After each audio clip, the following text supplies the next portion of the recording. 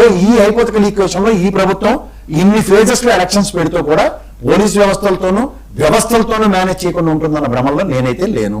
అంచేత ఈ విధంగా వీళ్ళు భ్రమంలో ఉంటే వీళ్ళు ఎరుబోగులతోనూ మొన్న చూసాం పులివెందులు రాజకీయాలు అని చెప్పి అనవసరమైన అపవాదులు మోసుకున్న ఈ వైఎస్ఆర్సీపీ పులివెందులో కాలు పెట్టుకుని బతిమాలుకొని ఓటు వేయడానికి చూసిన ఉదంతం కూడా ఉంది.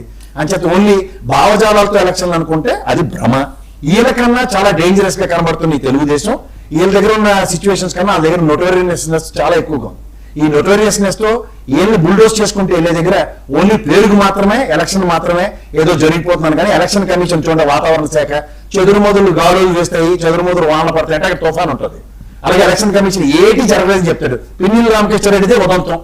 తర్వాత ఇచ్చిన ప్రైవేట్ కంప్లైంట్లు పెట్టి జైల్లో పెడతారు తప్ప ఎలక్షన్ కమిషన్ ఈవీఎం ఎరగొట్టడానికి కానీ ఏ విధమైన కంప్లైంట్లు ఉండవు. అంటే ఇలాంటి వ్యవస్థలు ట్రాన్స్పరెంట్ గా లేని తరుణంలో ఈ ఎలక్షన్ ట్రాన్స్పరెంట్ గా జరుగుతుంది అనుకుంటే అది భ్రమ. రూలింగ్ పార్టీకి 90% ఎడ్జ్ ఉన్న స్థానిక సంస్థల ఎలక్షన్స్. రెండో ట్రాక్ రికార్డు చంద్రబాబు నాయుడులో స్థానిక సంస్థల ఎలక్షన్స్ ఎప్పుడు పెట్టలేదు. అంటే ఇవన్నీ దృష్టిలో పెట్టుకుని ఆ నిజంగా అంత పెట్టేసే ఉద్దేశం ఉంటే మొన్న అంత గాబరా పడిపోయి ఆ నేర్లు కొనే కార్యక్రమాల్లో ఉండరు. ఇవన్నీ ఒక సోదారణంగా ఉంచుకుని ఈ ఎలక్షన్స్ ఏవో జరుగుతాయని హైపోథెటికల్ ఈక్వేషన్స్ లో నేను లేను.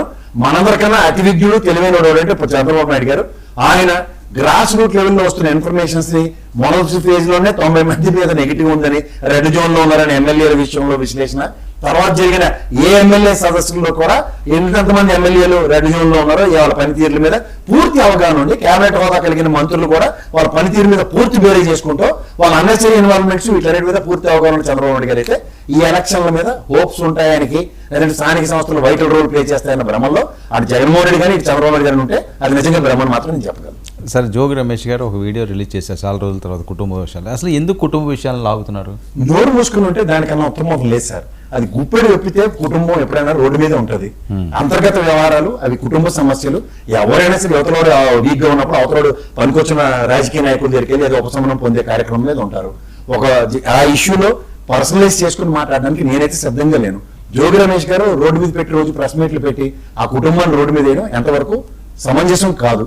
రెండోది ఈ ప్రాస్పెక్ట్ లో అల్లాల్ని ఇల్లు మళ్ళీ అవాకులు చవాకులు వెళ్తే అప్పుడు మినిస్ట్రీ రావడానికి ఉపయోగపడవచ్చు, కానీ ఇప్పుడైతే మీరు ఎమ్మెల్యే కలవడానికి ఉపయోగపడే వేదిక అయితే కాదు ఇది.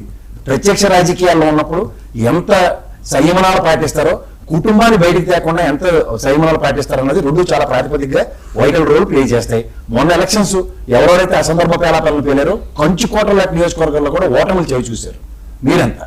అంచేత ఎవరికి అతీత శక్తులు ఏం లేవు. ఇది ప్రజాస్వామ్యం. ప్రజలు లెక్కచ్చిగా ప్రతి విషయాన్ని గమనిస్తూనే ఉంటారు.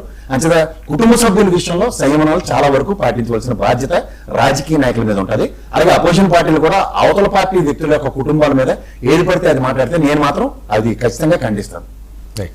మీరు చెప్పండి జోగి రమేష్ గారి సింపుల్. ఇప్పుడు జోగి రమేష్ గారు ఒక తండ్రిగా ఏ కొడుకైనా సరే పెళ్లి చేసిన తర్వాత విడిపోవాలనేటువంటి విధానంలో ఉంది సార్, ఏ తండ్రి అయినా కానీ. అవును. ఇప్పుడు జోగి రమేష్ గారు ఇప్పుడు చాలా ఒక విషాదమైనటువంటి పరిస్థితిలో ఉన్నారు. అంత పెద్ద వ్యక్తి, తన కుటుంబంలో ఒక డిస్ప్యూట్స్ వచ్చాయి.